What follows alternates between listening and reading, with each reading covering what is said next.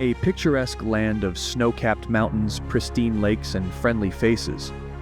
Canada's postcard perfection has long made it the envy of nations, a beacon of stability, prosperity, and contentment. Yet beneath this idyllic veneer, a different reality is emerging. Whispers of disillusionment are growing louder, painting a picture of a country struggling to live up to its promise. From coast to coast, Canadians are grappling with a mounting sense of unease. Dreams of affordable homes and secure futures are slipping out of reach for many. In bustling cities like Toronto and Vancouver, once attainable middle-class aspirations now feel like distant fantasies. Skyrocketing housing costs have left an entire generation wondering if they'll ever have a place to call their own. It's not just about putting a roof over one's head.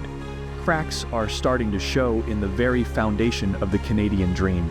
An economy that once seemed unshakable is now riddled with uncertainty. Good jobs, the kind that could comfortably support a family, are becoming increasingly scarce. Even those fortunate enough to be employed often find themselves trapped in a cycle of stagnant wages and rising costs of living. As if these challenges weren't enough, Canadians are also confronting a sobering truth about the public services they've long taken for granted. The healthcare system, a source of national pride, is buckling under the strain of an aging population and chronic underfunding. Wait times for essential procedures are growing longer, leaving patients in limbo and eroding trust in the institutions meant to care for them. To understand how we arrived at this juncture, it's essential to examine the factors that once made Canada the envy of the world. For decades, this vast nation was seen as a land of boundless opportunity, a place where anyone with a dream and a strong work ethic could build a better life. The allure of Canada's natural beauty and abundant resources drew people from far and wide. Its pristine forests, sparkling lakes, and untapped mineral wealth promised a life of plenty for those willing to brave the rugged landscape. The discovery of oil in Alberta in the early 20th century further fueled the nation's economic growth, transforming small frontier towns into thriving metropolises almost overnight. But it wasn't just the promise of material wealth that made Canada so appealing. The country's reputation for political stability and social harmony stood in stark contrast to the turmoil that plagued many other parts of the world. While other nations grappled with the upheavals of war and revolution, Canada remained a beacon of peace and prosperity. Its commitment to multiculturalism and inclusion made it a welcoming haven for immigrants from all corners of the globe. For a time, it seemed that Canada had found the secret to success. Its economy hummed along, buoyed by a thriving middle class and a robust social safety net. Its cities regularly topped global rankings for livability and quality of life. Its education system was the envy of the world, producing generations of highly skilled workers and innovative thinkers. Somewhere along the way, the cracks began to show. The first signs of trouble were subtle, easily dismissed as temporary blips in an otherwise smooth trajectory. A slight uptick in unemployment here, a small dip in consumer confidence there. Recent surveys paint a sobering picture of a nation in the midst of an identity crisis. A 2021 poll by the Angus Reid Institute found that 77% of Canadians believe their country is broken, with many citing concerns about the economy, healthcare, and social cohesion. Another survey by the Edelman Trust Barometer revealed that trust in government, media, and business institutions has plummeted to record lows, with only 43% of Canadians expressing confidence in their leaders. These numbers are shocking compared to other developed nations. While countries like Denmark, Finland, and the Netherlands consistently rank among the happiest and most prosperous in the world, Canada has been steadily slipping down the list. In the 2021 World Happiness Report, Canada fell to 14th place, its lowest ranking in over a decade. To truly grasp the magnitude of Canada's unraveling, we must dive deeper into the specific issues driving this growing sense of disillusionment. At the heart of the crisis lies the housing market, a once stable pillar of the Canadian dream that has now become a source of anxiety and frustration for millions.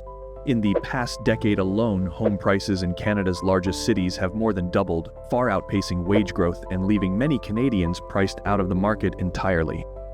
In Toronto, the average home now costs over $1 million, while in Vancouver that figure is closer to $1.4 million. Even in smaller cities, prices have risen sharply, making homeownership an increasingly elusive goal. The causes of this crisis are complex, but some key factors stand out. Low interest rates and lax lending standards have made it easier than ever for Canadians to take on massive mortgages. Foreign investment has also played a role, with many seeing Canadian real estate as a safe haven for their money, but perhaps most significantly, government policies have failed to keep pace with the changing realities of the housing market. Tax breaks, subsidies, and other incentives have encouraged homeownership, while zoning laws and regulations have made it difficult to build new housing in many areas. The housing crisis is just one symptom of a deeper malaise gripping the Canadian economy. For all its natural resources and educated workforce, Canada has struggled in recent years to create high-paying, diverse jobs essential to a thriving middle class. Much of the problem lies in the country's economic structure, heavily dependent on a few key sectors, particularly commodities and real estate. These industries are notoriously volatile and vulnerable to external shocks. At the same time, Canada has struggled to foster innovation and entrepreneurship essential to creating new high-paying jobs in emerging industries like technology and clean energy. Despite a strong tradition of research and development, Canada lags behind many of its peers in turning scientific breakthroughs into thriving businesses. Part of the reason is a lack of competition in many key sectors of the economy. From telecommunications to banking to air travel, Canada is dominated by a handful of large, entrenched players with little incentive to innovate or improve service. Canadians pay some of the highest prices in the world for mobile phone and internet service, while getting speeds and coverage that lag far behind many other developed countries. This lack of competition is a significant drag on the economy as a whole, stifling innovation and making it harder for new businesses to get off the ground. The impact of these economic challenges is felt in every corner of Canadian society. But perhaps nowhere is it more evident than in the country's deteriorating public services, particularly in healthcare and education. For decades, Canada's universal healthcare system has been a source of national pride, a symbol of the country's commitment to ensuring every citizen has access to quality medical care regardless of their ability to pay. But in recent years, that system has come under increasing strain, with wait times for essential procedures growing longer, hospitals struggling to keep up with demand, and a chronic shortage of doctors and nurses in many parts of the country. An aging population is putting pressure on the healthcare system, while rising costs and stagnant funding are making it harder for hospitals and clinics to keep up with demand. The country's education system is also showing signs of strain. While Canada has long been known for its strong public schools and universities, recent years have seen a growing gap between the haves and have-nots when it comes to access to quality education. Students from low-income families are increasingly being priced out of higher education, while those who do make it to university are often saddled with crippling levels of debt. The result is a society that is increasingly divided, with a shrinking middle class and a growing sense of frustration and disillusionment among those who feel left behind. For many Canadians, the promise of a better life that once seemed within reach now feels like a distant memory, a relic of a bygone era when the country's economic and social fabric was stronger and more resilient. The Canada of today is a far cry from the idyllic image that has long been projected to the world. The challenges facing the country are real and pressing, from a housing market that has left an entire generation feeling shut out, to an economy struggling to create stable, high-paying jobs essential to a thriving middle class. But even in the face of these challenges, there is reason for hope. Canada remains a country with immense strengths and potential, from its vast natural resources to its highly educated and diverse population.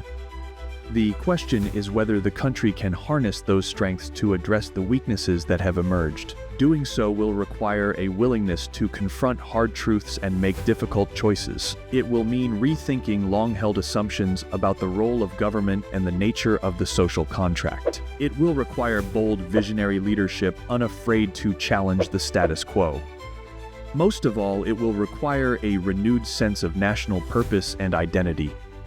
For too long, Canadians have been content to define themselves in opposition to their southern neighbor, taking pride in their differences while ignoring the ways they have fallen short.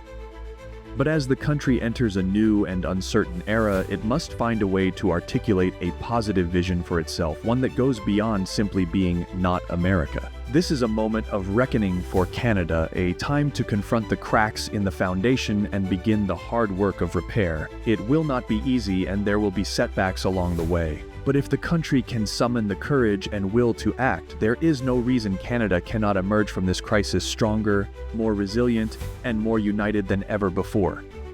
The world is watching, and the stakes could not be higher. Canada has a chance to redefine itself for the 21st century, to show it is more than just a country of picturesque landscapes and polite stereotypes. It has the potential to be a model for the world, a beacon of hope and opportunity in an age of uncertainty and upheaval. But to realize that potential, Canadians must first confront the hard truths about their country and themselves. Only then can the real work begin, the work of building a Canada that truly lives up to its promise, a Canada that is a great place to call home.